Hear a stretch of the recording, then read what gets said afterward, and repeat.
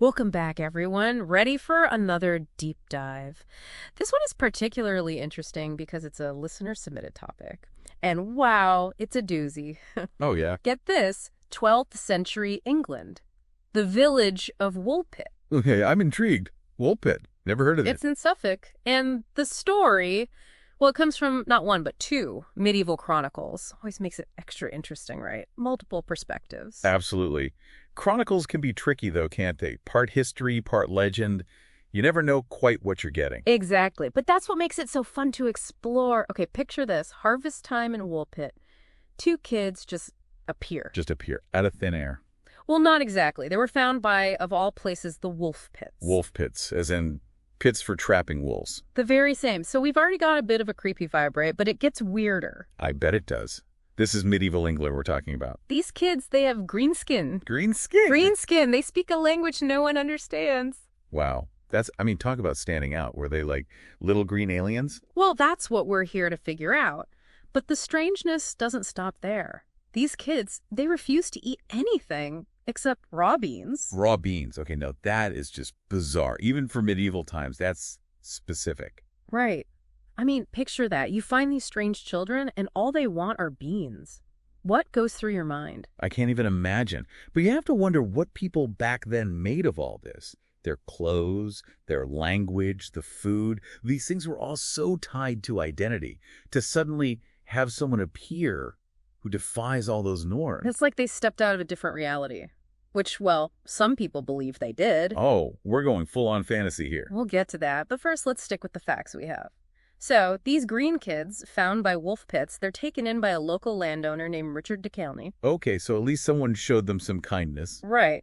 There's even some research suggesting the girl, possibly named Agnes, later married a man named Richard Barr.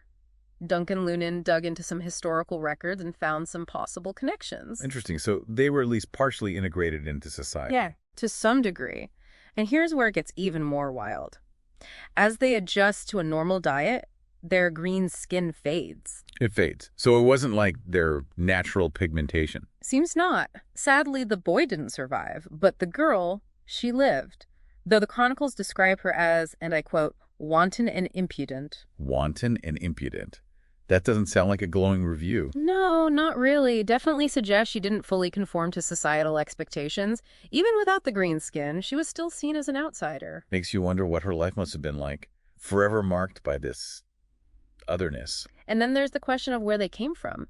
The girl, she eventually explained that they came from a land of perpetual twilight where everything was green. They followed the sound of bells coming from a cave or a pit, and well, here they were. Land of twilight, a cave. Sounds like something straight out of a myth or a legend. Right. And that's where things get really interesting, because we have to ask, was this a real event, however distorted over time? Or are we dealing with pure folklore, with echoes of ancient beliefs and motifs? It's the age-old question, isn't it? Where does history end and myth begin? And honestly, sometimes the lines get pretty blurry, especially when you're dealing with medieval sources. Exactly. So let's dive into some of the theories that have been proposed. Some lean towards the fantastical, some try to ground the story in historical events. And trust me, there are some wild ones out there. I'm ready. Let's hear them.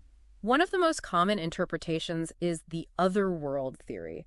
It ties into the idea that caves, pits, these subterranean places were seen as gateways to another realm. Oh yeah, that's a classic motif. You see it all over the world. Different cultures, different time periods. There's always this sense that what lies beneath the surface is somehow otherworldly. Right.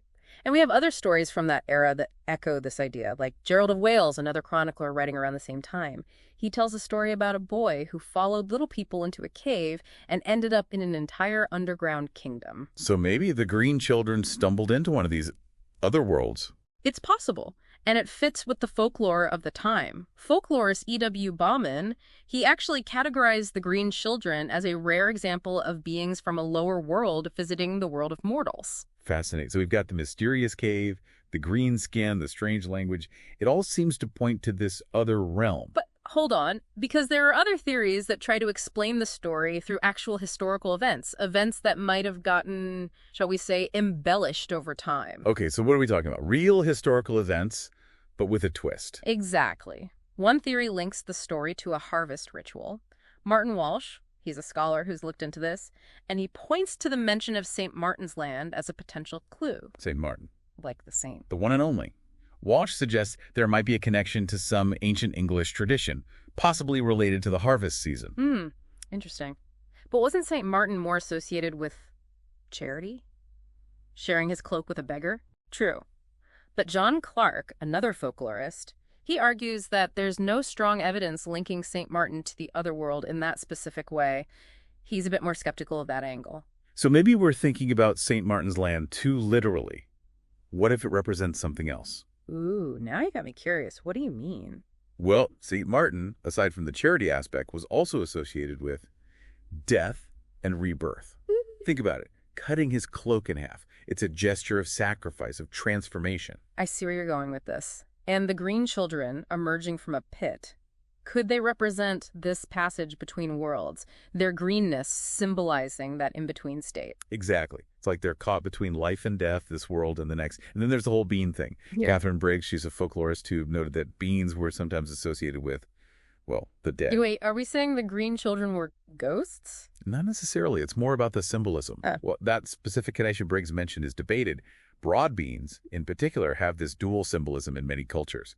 They represent both death and rebirth. That actually fits perfectly with the whole green skin fading thing.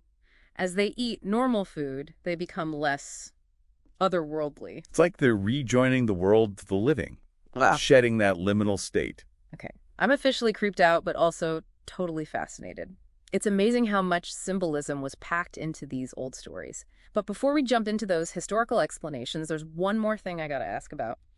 It involves poison, maybe even murder. Okay, now you've really got my attention. Lay it on me. Ever heard of the Babes in the Wood? Oh yeah, that old tale. 2 little kids lost in the woods, left to die. Heartbreaking stuff. Exactly. And there's a theory that connects that story to the Green Children. Arsenic poisoning, specifically. Did you know that arsenic can sometimes cause a condition that gives the skin a greenish tint? Really? I had no idea. Arsenic melanosis, isn't it? You got it. And remember those wolf pits? Some people think it all ties together. The children might have ingested something with arsenic, and the pits, well, they could have been, you know. Right. A place to dispose of. Yeah. Unfortunate events. Yeah, that definitely adds another layer to this whole mystery. It's like a real-life medieval thriller. But we've got to move on to those historical events I mentioned, because those offer some truly compelling explanations for the Green Children's strange appearance in Woolpit. All right, let's hear it. I'm ready for some real history. Get ready, because this next part is where things get really interesting. All right, I'm hooked.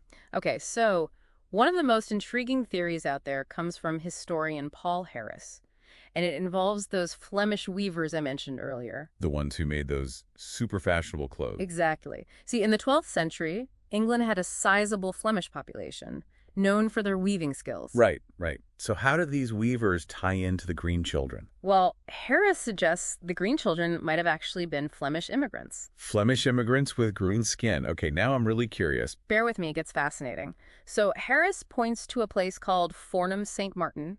It's a village near Bury St. Edmunds, and it had a Flemish community. Fornham St. Martin. Could that be the St. Martin's Land the girl spoke of? That's exactly what Harris proposes, and here's where things get even more interesting. After Henry II came to power, there was growing tension and even persecution of Flemings in England. It all culminated in the Battle of Fornham in 1173. A battle. So are we thinking these Green Children were refugees? Fleeing violence? It's a real possibility. Imagine that. You're a child, separated from your family, you're lost and terrified. You wander into this strange village, your clothes are different, you speak a language no one understands. And you're green. Yeah, I can see how that would make you stand out. Right. But what about the green skin itself? Harris attributes it to something called green sickness. Green sickness, is that like an actual medical condition? It is. It's a form of anemia caused by malnutrition, not getting enough nutrients. So maybe these kids, if they were Flemish refugees, maybe they were just malnourished. Exactly. Makes sense, right? It does. But wouldn't other children in the area also be suffering from green sickness? Why were these two so uniquely green? That's one of the sticking points with this theory. Plus, wouldn't Richard de Calne, the guy who took them in, wouldn't he have recognized Flemish? It was a pretty common language in England at the time. Yeah, that's a good point. So maybe Flemish refugees isn't the answer after all. What other historical possibilities are out there? Well, historian Derek Brewer, he offers a more straightforward, if less exciting, explanation. Okay, let's hear it. He thinks they were just lost kids. From a nearby village, maybe? Possibly suffering from chlorosis, another condition that can cause a greenish skin tone. So no other world, no refugee crisis, just two unlucky kids who wandered too far from home. Essentially. It kind of takes the magic out of the story, but sometimes the simplest explanation is the most likely. True enough. But I have to admit, I'm still drawn to those more fantastical theories. They just spark the imagination, you know? I get it. But there's another perspective that adds a fascinating layer to this whole story. It comes from medievalist Geoffrey Jerome Cohen, and it's less about explaining the green skin and more about what the green children might represent. Ooh. All right, I'm intrigued. Tell me more. Cohen argues that the green children are like an allegory. An allegory. For what? For racial difference and for England's turbulent past. Wow, that's pretty deep. How does he connect those ideas to these two kids? Well, you got to remember the context. William of Newburgh, the guy who wrote about the Green Children, he was writing in a time when England was still dealing with the aftermath of the Norman conquest. Right, right. Big cultural shifts, power struggles, all that. Exactly. And Cohen suggests that the Green Children, with their strange language and customs, they could be seen as representing the conquered Britons. The ones who were pushed to the margins by both the Anglo-Saxons and the Normans. Precisely. They were the others in this new Norman-dominated England. And the boy's death, it takes on a whole new meaning in this context. It does, doesn't it? Yeah. He represents that part of England's past that couldn't be assimilated, that was ultimately lost. It's a powerful interpretation, and it makes you wonder what William of Newburgh truly believed about these children. Did he see them as a marvel, a threat, or something in between? It's like they became a mirror reflecting all the anxieties and complexities of England at the time. And it's not just William of Newburgh. This story, it continued to echo through the centuries. It pops up again in the 16th century and then again in the 19th. And even today, people are still fascinated by the Green Children. Really? So people were still talking about them hundreds of years later. Yeah. What was it about this story that captured people's imaginations for so long? I think it's the mystery, the fact that we don't have a definitive answer.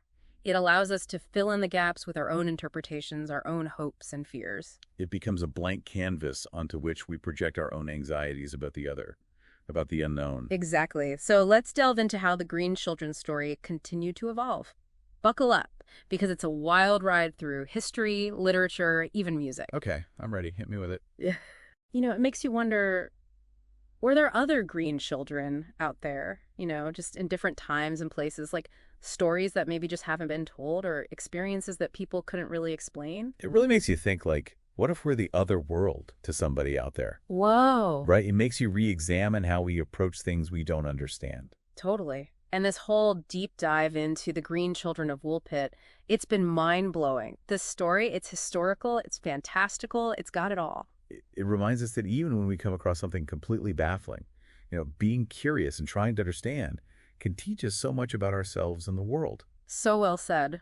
Maybe someday we'll uncover more clues to this whole medieval mystery. Maybe. But until then, we'll keep exploring, keep asking questions, and keep sending in those curious questions, listeners. Exactly. That's the beauty of a story like this. It gets those wheels turning, makes you want to dig deeper. A huge thank you for joining me on this deep dive. Remember, the world is full of wonders, just waiting to be discovered. Until next time.